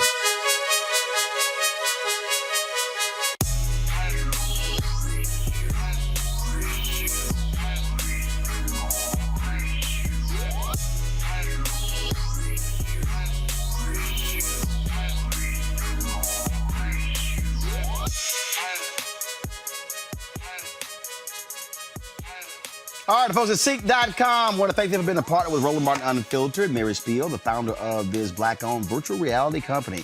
You can watch their content at Seek.com, CEEK.com. This is one of the headsets that you can use. This virtual reality headset. Drop your phone right into here. Look at that content, that VR content on their site. Other 360-degree video puts you right there up close. And so you just pop it on like this, and then you're able literally to just sit here and put yourself in the room and see everything that's around you 360 degrees. Now, if you listen to music, folks, you can check out the music on their Seek.com headphones. These right here, folks, are 360-degree 4D headphones. The bass on these things are absolutely amazing. Surround sound. So literally when you're listening to it, the sound actually is around your whole head. Again, created by a sister. If you want to get the headset for the music or the VR headset, simply use this promo code RMVIP2020. RMVIP2020. Christmas is coming up. Some great gifts. In fact, my birthday in 9 days. So I'm just giving y'all a hint. So use a promo code RMVIP2020 and go to Seek.com. And again, we appreciate them being partners with us here at Roland Martin Unfiltered. You want to support Roland Martin Unfiltered? Be sure to join our Bring the Funk fan club. Every dollar that you give to us supports our daily digital show. There's only one daily digital show out here that keeps it black and keep it real. It's Roland Martin Unfiltered. Support the Roland Martin Unfiltered daily digital show by going to RolandMartinUnfiltered.com. You can make this possible. They want to go into special session and pass a law to impact the runoff on January 5th. And it was a Republican leader who said, no, we ain't doing that. He's like, we are not doing that. He said, two, what's going to happen is it's going to sit here and it's going to go to court. It's going to get prolonged. It's going to have no impact. No, we're not doing it. This is what people, and this is what I need our audience to understand. And the reason we're always trying to walk our people through history and present day is it operates the same way. Folks, if y'all actually read the book by Jack Bass on that Fifth Circuit, Unlikely Heroes, what you would discover in that book is, this is what they would do in Louisiana. They would pass a law against school integration. The lawyers would go right to the federal court and the judge would invalidate it. The next day, legislature would pass another law. They'd go right to court, the federal judge would invalidate it. This happened continuously. It happened in states all around the South. That's what we're seeing here. And Reese, what I need our people to understand, and I have been yelling this, I'm actually working on a book deal about this right now. We better understand this white fear. We better understand that as long as Republicans control 31 state legislatures, as long as they control redistricting, as long as they control the Attorney General's office, as long as they control governor's mansions, as long as they control state Supreme Courts, you're going to see efforts to invalidate real voters across these states because they fear losing power and control. We had better be prepared, and I'm not talking about over the next 2 months dealing with Trump. No, this is a white American thing that we're seeing, and it's going to happen state after state after state after state, which is why the Georgia seats are so important, because if Congress can pass a strong voter bill that actually makes the VRA, the Voting Rights Act, permanent, forget sunset provisions, and put other things in, you're able to overrule what's happening in these states.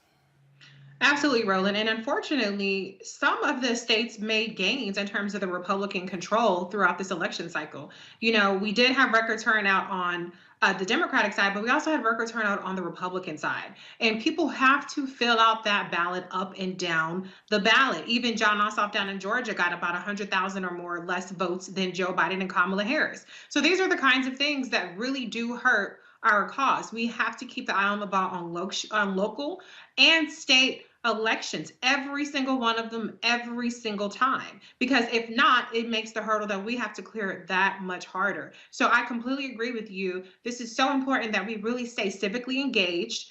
And I know that people are, already angling to what they're going to demand from the Biden-Harris administration, but we have 69 more days before they take over. In the meantime, we got to win this damn Georgia elections, and we have to keep our eye on the ball and keep the pressure on these Republicans, because what they're doing right now in terms of these lawsuits and these statements that they're making is not about overturning the results of the election. It's about a propaganda campaign to serve as a pretext for further voter suppression.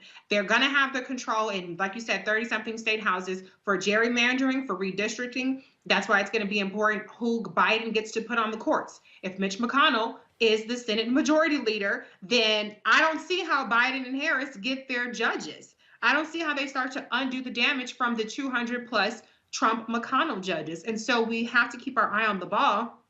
And I know people are probably tired of hearing about voting. They're probably tired of hearing about what their civic responsibility is, but we cannot let up now. This is, I've been saying, I said it twice, 2017, I said it this year, Erica, this means war.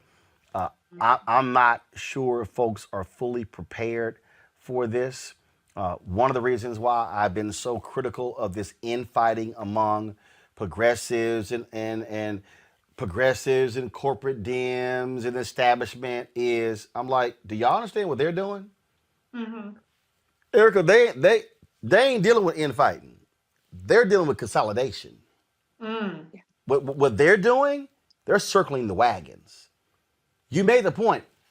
53% of white women voted for Trump in 2016. It was 55% in this year. Okay, folks, don't play around with this. And I'm telling you, people need to understand all of these people who are criticizing, the reality is the coalition that elected Joe Biden elected him. But that is not a coalition set in stone. Once you start going under the hood and start looking at the numbers, there are some serious problems there that when you look at in terms of how voters went in the Rio Grande area, Rio Grande Valley in Texas, how votes went in terms of with African Americans, whether black men, black women, when it comes to, look, nobody expected a 5% drop of white men. That was supposed to be Trump's base. And so we need to understand that, look, they are about winning. They ain't about who's right. Right. They're not battling each other over, I think this is a better way forward. The Republicans are focused on winning. And when you win, you hold power. And when you hold power, you wield power. And when you wield power, then you're able to affect change. All I'm saying is, Democrats, you better figure out that deal and you better focus on winning. Absolutely. And the way that you win is by investment, right? We have seen largely how grassroots organizations, Black Voters Matters, people have been working on the grounds for years. And that's why we've really seen significant outcomes, right? So the other thing that Democrats need to take a lesson from is actually investing in the South. That money has to go there because no contest is unwinnable unless you compete in it. Everything is, you can win anything if you at least compete, if you enter into the race. So investing in people that are constantly showing up without any real do-outs after the election is also important. Not only investment, but some of the civic education programs that we've seen highlighted on this show through Mr. Lee Saunders, through ACME, the Block program, I believe that's run by Angela. I don't recall her last name, but that is a year-long program where they have ambassadors, people who are actually from the community that are talking to people in the community in their own voice about things that are important, advising them about local and state and then those congressional races as well. But they are actually folding in those voters. That's something that I do on my platform 3 days a week, the Savage Political Bite.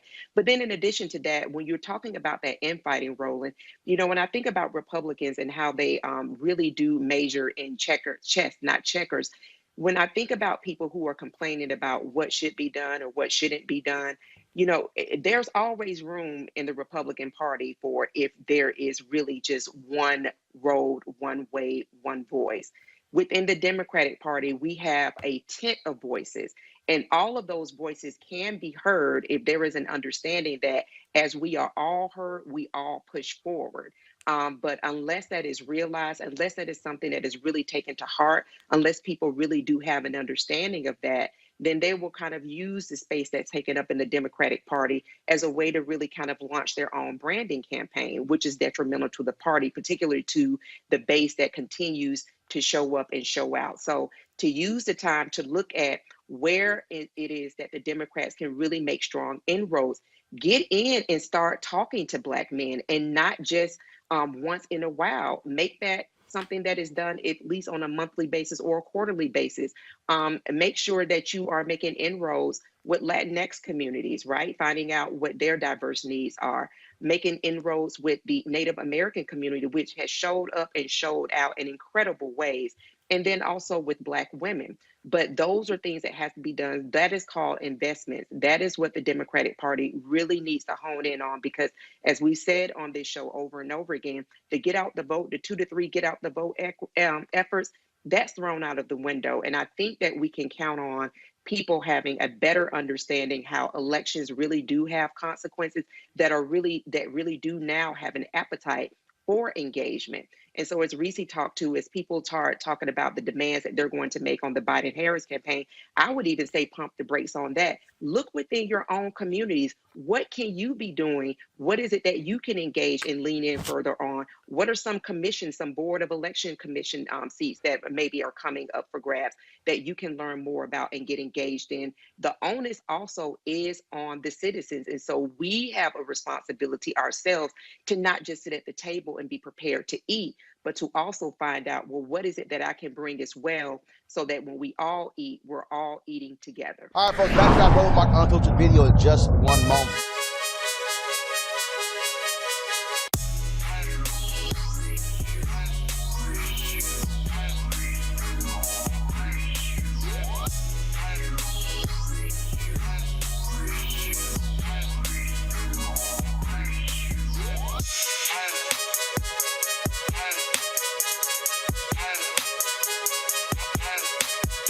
All right, folks, this is the Seek.com virtual reality headset. What happens is you just pop your phone right into here, and then when you close it up, you can actually look at the content on Seek.com, their VR content, or you can look at other 360-degree video that puts you right into the room. So, like, literally, you could just be looking all over. And so, Mary Spio is the founder of the company. She's the innovator behind this, a black woman, sister from Ghana. And so that's their VR headset. They also have these 360-degree 4D headphones. A tremendous bass that covers all across your head. Great sound. Gamers love them. You can attach a headset to this as well. It's Bluetooth. Folks, if you want to get either one of these devices, go to Seek.com, Seek.com. That's Seek.com, Seek.com. Use the promo code RMVIP2020. RMVIP 2020, and check that out. And so we certainly appreciate them being partners with us here at Roland Martin Unfiltered, where we, of course, support black-owned businesses like Seek.com. And also go to their site. You can also subscribe to their monthly content that's right there on Seek.com. You want to support Roland Martin Unfiltered? Be sure to join our Bring the Funk fan club. Every dollar that you give to us supports our daily digital show. There's only one daily digital show out here that keeps it black and keep it real. As Roland Martin Unfiltered. Support the Roland Martin Unfiltered daily digital show by going to RolandMartinUnfiltered.com. You can make this possible. I do want to go ahead and talk about this here. I'm really getting sick and tired of these damn progressives who are acting a complete ass. They're acting right now complete ass, okay? Sniping at each other, blaming each other. Last I checked, the Democrats won the White House. Last I checked, they still control the House. Last I checked, if you win 2 Senate seats, you control the Senate. They're acting like they lost. And I think one of the biggest problems here is that these progressives and these Democrats, they thought there was going to be a blowout. They thought, oh, we're going to have 57 seats in the Senate. Man, we're going to go to 235, 40 in the House. Oh, my God, we're going to sit here and get 400 electoral college votes. It didn't happen. I wish they would shut the hell up, stop going at each other, and focus on Georgia, then focus on leading after January. But this whole deal, oh, defund the police is why we lost. Oh, you didn't run. That's what they're saying over to AOC, and she's saying y'all didn't run strong digital campaigns. I'm like, Democrat, do you know how to enjoy a win? They can't help themselves, Roland. But I wish they would shut the hell up.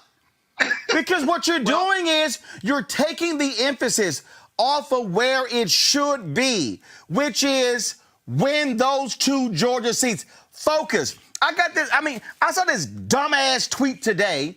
And yes, I said a dumbass tweet. He blocked me. Somebody screenshotted this. And let me find it. This just dumbass tweet from Sean King. Same thing, okay? Let me find this so I can show it. I'm gonna pull up in a second, but it's just stupid. It's like they're spending time on stupid stuff, and I'm like, you know what? This is how you snatch. Let me show you this right. So again, Sean King blocked me because I had the audacity to lightly criticize him because he can't take criticism when he was wrong going after Rachel Maddow in the primary over something she said about Bernie Sanders. God forbid you criticize Bernie Sanders. This is a stupid tweet Sean King sent out, and I'm calling it stupid. This is what he's tweeted. I live in Hakeem Jeffries' district. Drop the lower third. I live in Hakeem Jeffries' district in Brooklyn. I know at least 5 people that I think could challenge and defeat him. He's severely out of touch with his own constituents. He's also as weirdly obsessed with AOC as most Republicans. Disturbing. No, Sean. Disturbing is you tweeting this when the next election for Hakeem Jeffrey is 2 damn years away. Okay? Maybe the problem is you're obsessed with bullshit. Okay? Because the real focus right now is not on somebody running against Hakeem Jeffries. The real thing is, can you beat Perdue and Loeffler? This is stupid, Robert. It's stupid. Well, you're completely correct. And Sean King wants to be doing something. He should be in Atlanta for the next month or so, just like you. You're going to be, just like Barbara Arnwine is going to be, C.K. Hoffler, Todd Gary. Many of the people who are actually organizing folks to vote need to be down here. Go to the AUC. You have millions of social media followers. We rallying those people to vote, both get their absentee ballots and get them turned in. Forget about getting them to the polls on the 5th. Get them to vote right now. You can hand out documentation. You can send them to the website. You can send out the social media information to get those votes banked. If you want a progressive agenda, you're going to have progressive people in office. And even if somebody is not as progressive as you, they're still going to be more progressive than David Perdue. So you can't let the perfect be the enemy of the good. And I think a lot of this comes from these folks are young. They haven't experienced the awfulness of life yet. They don't understand you're going to be disappointed more times than not. And all you can really hope for is to get the best out of it that you can. And if you're going to let the perfect be the enemy of the good, you're going to end up with Donald Trump and Mitch McConnell and Michelle Bachmann in the House of Representatives. And then we'll be going back to the draconian policies that you just were trying to change. So let's work together for a little while. One thing that Republicans have been able to do, and part of the reason they are able to maintain political hegemony from the minority demographic position, is because Donald Trump can say that Ted Cruz's wife is ugly and that his dad killed Kennedy, and they still work together. Lindsey Graham can say that Donald Trump is a con man and he'd rather drink bleach than have to vote for him, and then work together on those for 4 years. We have to figure out how to be adults and not let these petty internal squabbles negate the public policy gains we're trying to make. This is why I think Sean tweeted this. He got all this back and forth on social media. Go to my iPad.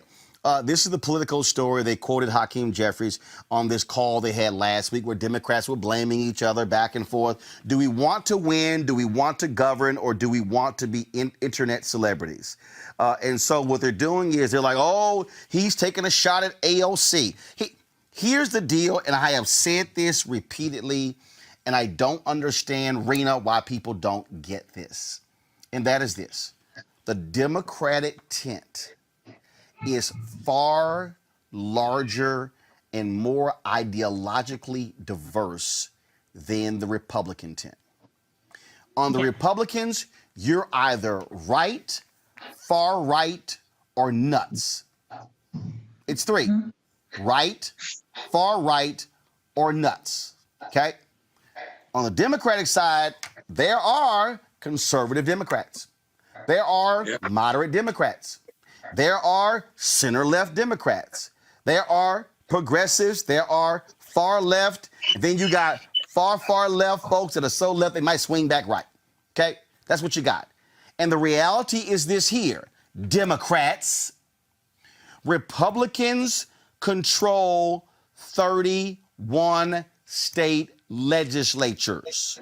Wake up. Which means they are in control of drawing the boundaries for congressional seats, which means that you have more hard right districts than you have hard left districts. In where? Texas, Florida, North Carolina, Wisconsin, and on and on. And so, when people say we can't run on defund the police, that's true depending on your district. You can't run on I'm a socialist depending on your district. You can't run on hey, I support fracking depending on your district. So what Democrats have to do is shut the hell up and allow, which we've been saying, allow people to run a certain way in their district and understand, Rena, that Republicans are going to run ads against that person saying they're going to be a puppet of Nancy Schumer. This is what they're going to do. I'm looking at Political right now. This is on their front page. The GOP's Georgia boogeyman, Chuck Schumer. This is going to happen. But what Democrats need to do is stop all this back and forth bickering that plays out in media and shut up and say you lost some races, you thought you were going to win some, but you still won, Rena. Now your focus has to be on Georgia and then reclaiming seats in 2022 when the map is actually set up better for Democrats than it is Republicans. That's right. It's about it's the numbers here, and I really love what Robert had to say too. Is that there's a bit of the age thing playing in here, no doubt. I mean, this is a sort of eagerness to go ahead and make sure that Nancy Pelosi and Schumer go to retirement quicker than they expected. I mean, look, young people like AOC probably feel like, what the heck? Why are these guys still around? You know, here I am, pretty much an international celebrity, the figurehead of a movement. She and the squad, but. I mean, I think there's a reality here is that there's a long game to be played, and they should be celebrating this as a win. I mean, there's no doubt in my mind that broad coalition building I spoke about and praised Joe Biden for is what got Joe Biden to where he did. And he's getting very close to closing in on the same number that Trump did in 2016. So, if Democrats nationally, and in these federal seats want to be smart and play this the right way, they need to do exactly what you said. They need to keep their mouth shut and stop blaming people like the Lincoln Project. When I saw AOC's tweet, I lost so much respect for her. I actually had started to come to feel like she was really coming into her own and was becoming very strategic herself. But I think she's lost sight here of the really big picture. And if this kind of behavior continues, they're digging their own grave. So, I mean, let's acknowledge the facts for sure, is that the GOP is not dead. This was a referendum on the man in the Oval Office, but not exactly on those Republicans holding seats all the way down ballot. You look around, you see the Republicans held on in the Senate so far. And they didn't get the flips they wanted. The Democrats did not get the flips they wanted in the House. But the reality is, you look at Republicans in the state houses, there were gains made. You look at the number of Republican women that were elected, it's a bigger number than ever. So I think that the country really, Democrats throughout the country need to acknowledge this. And I know a lot have, but it needs to really permeate and make its way through the ranks of those who've come up like AOC types. And I'm certainly not talking about Lauren Underwood types. I mean, I think Congresswoman Underwood, I'm just so glad, by the way, to see that lead she's got. She's been measured. She's been really good. But there are a number of others like Rashida Tlaib. They really ought to just close their mouths because they're still, it shows the results of this election. What we know so far is that conservative policies are still pretty much in favor throughout the country. People don't want the tax hikes that could stop the growth of the economy, whether it's post-COVID or right now in COVID. But there's also not vast support for Green New Deal, for things like cutting oil and gas and coal. There's just not widespread support for that. And so this needs to go back to a moment where I think younger Democrats, those who are very progressive and are trying to hijack, say to themselves, what kind of game is the other side playing? The other side is trying to paint us out as very fractured while they all get in line behind dear leader and whoever the next appointed dear leader would be. Scott. Yeah, my mother used to say, just because you got an opinion don't mean you got to share it. Everybody in the room doesn't even know how you feel about something or somebody. And I understand the media and politics and stuff, but it's a big picture. And you're right. They ought to be focused on the Senate. You can have those conversations privately. Why does Sean King and AOC and others have to have these public discussions that are hurting the big picture for the Democrats, whether they're young or old? It doesn't really matter. First of all, here's what happened. Now, first of all, there was a call last week among the Democratic caucus. That call, stuff got leaked out. It got reported on. and there were comments made. She also was interviewed in the New York Times. Look, stories are going to be done. The point I'm making is, here's the deal. Do I believe that AOC is an internet celebrity? No. What she is a very popular, there are a lot of people who love her across the country, but there are a lot of people who don't. And the reality is, she appeals to those people who she appeals to. Got it. But folks need to understand that that's not how every district is run. Just like you can't run like Maxine Waters in every district. You can't run like Jim Clyburn in every district. You can't run like that. Everything is based upon how your district is set up. And you have to take care of your district, right? You got to. Yep, the 700,000 folks in your district. Different segments. But take care of your and there's district. some people being called to the carpet. My point? Scott, go ahead. Yeah. Scott, go ahead. Can I finish this point? Man, I said go ahead. Stop whining. Go ahead. Your ass be interrupting everybody else, and now you're getting all sensitive. Now go ahead and finish, Cap. I'm not sensitive. Come on, Kappa. Come on, Kappa. Anyway, you take a representative district like Lucy McBath, a conservative suburban district of Atlanta, right? She ran against Handel. She handily beat Handels because she focused on her district. She didn't, while the Republicans tried to paint her the way they were going to paint her, right? She spent a lot of time nurturing her district because she was in a much closer race 2 years earlier, right? That is a model race that she ran and that the Democrats needed to hold onto that seat, and she beat her by at least 10 or 20 percentage points, right? It encapsulates what you're saying in regard to each district being different. And if you take care of your district, then the Democrats can have all of these different groups within the big tent, right?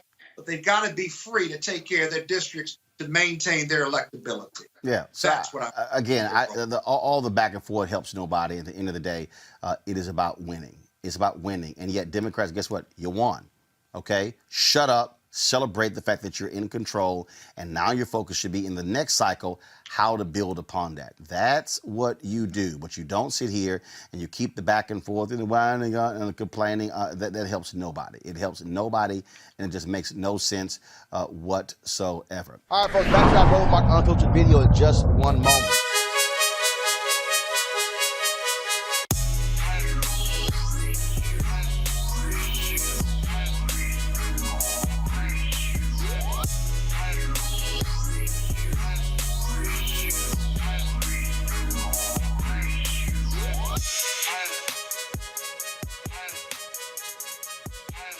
All right, folks, at Seek.com, want to thank them for being a partner with Roland Martin Unfiltered. Mary Spiel, the founder of this Black-owned virtual reality company. You can watch their content at Seek.com, CEEK.com. This is one of the headsets that you can use. This virtual reality headset. Drop your phone right into here. Look at that content, that VR content on their site. Other 360-degree video puts you right there up close. And so you just pop it on like this, and then you're able literally to just sit here and put yourself in the room and see everything that's around you 360 degrees. Now, if you listen to music, folks, you can check out the music on their Seek.com headphones. These right here, folks, are 360-degree 4D headphones. The bass on these things are absolutely amazing. Surround sound, so literally when you're listening to it, the sound actually is around your whole head. Again, created by a sister. If you want to get the headset for the music or the VR headset, simply use this promo code RMVIP2020. RMVIP2020. Christmas is coming up. Some great gifts. In fact, my birthday in 9 days. So I'm just giving y'all a hint. So use a promo code RMVIP2020 and go to Seek.com. And again, we appreciate them being partners with us here at Roland Martin Unfiltered. You want to support Roland Martin Unfiltered? Be sure to join our Bring the Funk fan club. Every dollar that you give to us supports our daily digital show. There's only one daily digital show out here that keeps it black and keep it real. As Roland Martin Unfiltered. Support the Roland Martin Unfiltered daily digital show by going to RolandMartinUnfiltered.com. You can make this possible. But I'm going through the Twitter feed of Donald Trump, and Bishop Harry Jackson Jr., who was one of Donald Trump's, was listed as a spiritual advisor. I think it was on Easter. He prayed with him. You will see a lot of photos with evangelicals standing behind him. He died on Monday, okay? had tested positive for COVID 2 days previously. But if you want to see how Donald Trump doesn't give a damn about you, I'm looking on here, and maybe I'll find it. I don't even see a tweet acknowledging the death of Bishop Harry Jackson. Donald Trump don't give a damn about none of these people. He don't care about any of his staff members who gets this. He don't care. And these fools, so let me be real clear. You got to be stuck on stupid if you are going to the White House to be with a man who doesn't care about whether you live or die. Mm-hmm. Exactly. It's like they have to be faced with that. It has to be thrown in their face for them to understand. It has to be broken down in such a way. But, you know, I think I really heard something here, and I think that was echoed by both my fellow panelists, is that there is just a fundamental disconnect with how they see us. And, you know, when I think about us, I think about Black and brown babies like my children, and those children, over 600 of them, who they cannot locate their parents, the children that were in cages. Lawyers say it's worse than they thought. They cannot locate the parents of these children. It breaks my heart, but it does not break the heart of Donald Trump, who I unfollowed on Twitter just the other day, by the way, I must say, and I encourage everybody to do so, because we have a president-elect now. And you know, look, you gotta smile or laugh about something in this era, because it is just so much worse. And you know, when I talk to some Republicans, they say, well, Obama, he built those cages, he put those kids in cages. And then you think to yourself, okay, now I got to start at point A here. I got to break down for them how it all went down. But the reality is that the average voter throughout our land is not reading much, is not much connected to any form of news. I mean, they might consume it in the form of fast food headlines here and there, but the vast majority of Americans are not really plugged up or in the know of kind of what's happening in our nation's capital or in their state houses. And then secondly, they reject it because it's just far too complex for them to listen to. So there's almost a rejection of fact right there. But when I say that Black and brown people are adversely impacted by COVID-19, I have data to back that up. I have stats to back that up. And if I go to some Republicans and I say, Herman Cain, Bishop Harry Jackson Jr., these are prominent Black people who were near the president and were in his orbit and contracted COVID-19 and are now dead.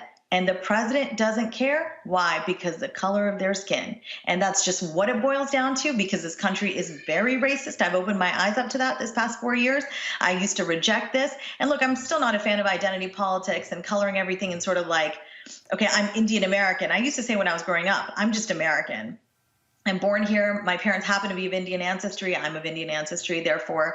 But I just really think it's time to wake up and see how they see us, because only then can any sort of progress be made. Otherwise, we're operating from a plane of, okay, I came here thinking something different. All right, folks, back to our Roland Martin Unfiltered video in just one moment.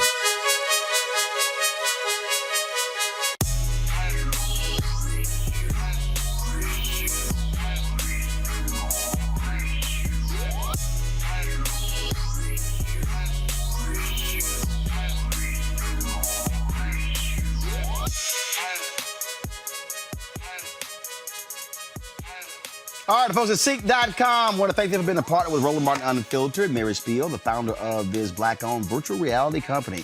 You can watch their content at Seek.com, CEEK.com. This is one of the headsets that you can use. This virtual reality headset. Drop your phone right into here. Look at that content, that VR content on their site. Other 360-degree video puts you right there up close. And so you just pop it on like this, and then you're able literally to just sit here and put yourself in the room and see everything that's around you 360 degrees.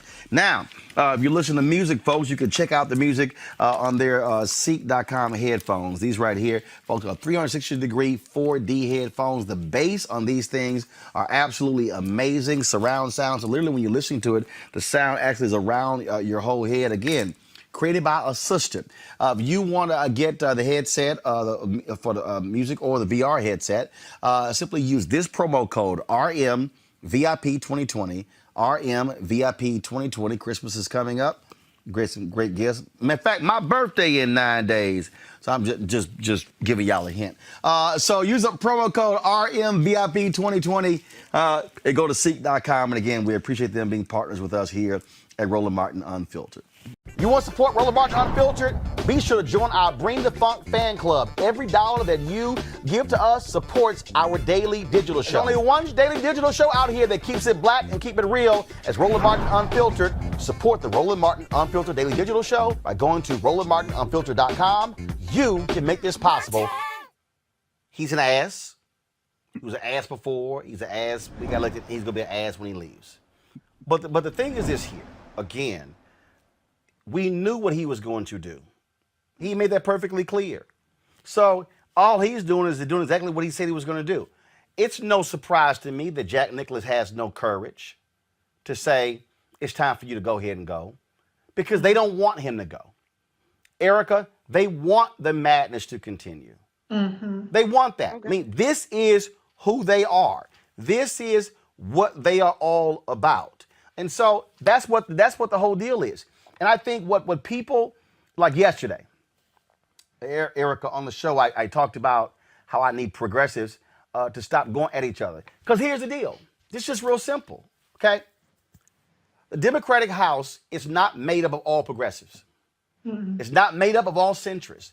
It's not made up of all moderates or conservatives. No, the Democrats have a majority because they picked up some centrist districts. Mm-hmm. It's a fact, okay? So you got to figure out, how can I sit here and work with folks to get the legislation? The other folk, you can't work with them. Right. Because they're not going to operate rationally. Mm-hmm. Now finally Senator Chuck Grassley of Iowa says, yes, Joe Biden should be getting national intelligence briefings. Now all of a sudden, Senator Lindsey Graham, who, I'm sorry, as Rochelle Carey said, we ain't giving you a cookie because you now are saying that Joe Biden is the president. No. We ain't forgot what you said last week on Fox News, Lindsey. Mm-hmm. We haven't forgot that. But that's who you're dealing with. And when somebody shows you who they are, your deal should go, okay, got you. I'm good. Now I know how to deal with you. I think what has to happen right now is that the folks who support Biden-Harris must be prepared for the reality, Erica, that Donald Trump and his minions are going to draw this out and give no assistance whatsoever until the absolute last second. Mm-hmm. Oh, sure, absolutely. And this is all thanks to the increased number of white women that said that they wanted more white supremacy to continue, that 55%. Thanks be to God for the 90+% of Black women and the 80% of Black men that said that, no, this is not the direction that we can go in, because as we look at the COVID numbers, we're talking about 240+ million Americans that are dead, to include a beautiful little Black girl, 5 years old, that died as a result of COVID. When we're also thinking about the still ongoing economic turmoil, we still do not have that CARES package that the House passed back in May of 2020 through the Senate. We also have here in the state of Georgia 2 important Senate elections that will be happening on January 5th, and a plethora of youth voters that will be engaging in the vote because they will be eligible to vote by January the 5th. We're thinking about all of these different things that we have going on, and not to be surprised that we have now people that are finding their cojones and trying to step to the plate to say, well, yeah, he does, in fact, President-elect Biden does need to receive his presidential daily briefings.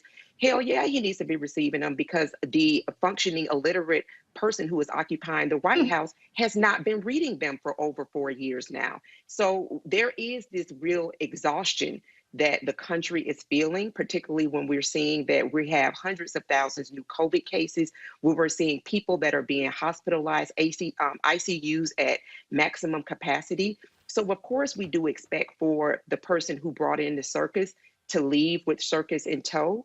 But I think that this is where people have to take stock and have to really own how being engaged in the vote is critically important.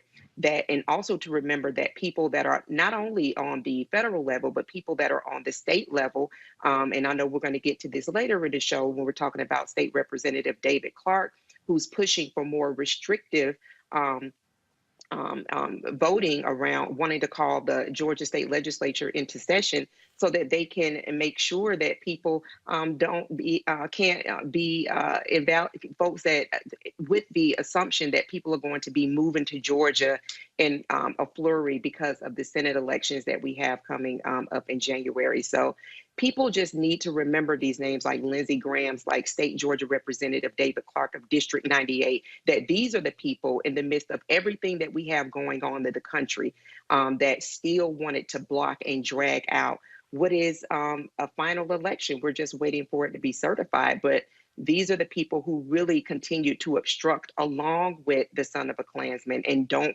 forget those people. Remember those people when you're thinking about the state of Georgia, when these folks are up for election again in 2 more years. Think about that as we move into these different classes of Senate races, as Dr. Carr pointed out last week, that will be ongoing, thinking about not just 2020, but thinking about 2022, 2024, 2026 moving forward, because these are people that said that your life be damned, we want power. All right, folks, back to our Roland Martin Unfiltered video in just one moment.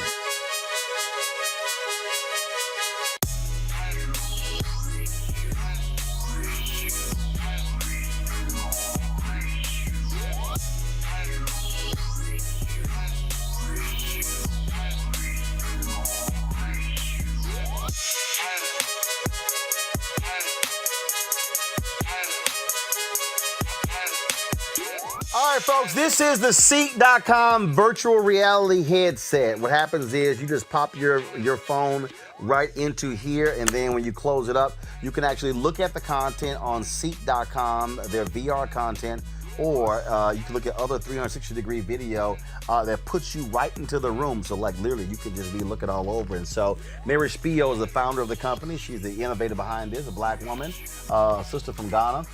And so that's their VR headset. They also have these 360-degree 4D headphones. A tremendous bass that covers all across your head. Great sound. Gamers love them. You can attach a headset to this as well. It's Bluetooth. Folks, if you want to get either one of these devices, go to Seek.com, Seek.com. That's Seek.com, Seek.com. Use the promo code RMVIP2020. RMVIP2020, and check that out. And so we certainly appreciate them being partners with us here at Roland Martin Unfiltered, where we, of course, support black-owned businesses like Seek.com. And also go to their site. You can also subscribe to their monthly content. That's right there on Seek.com.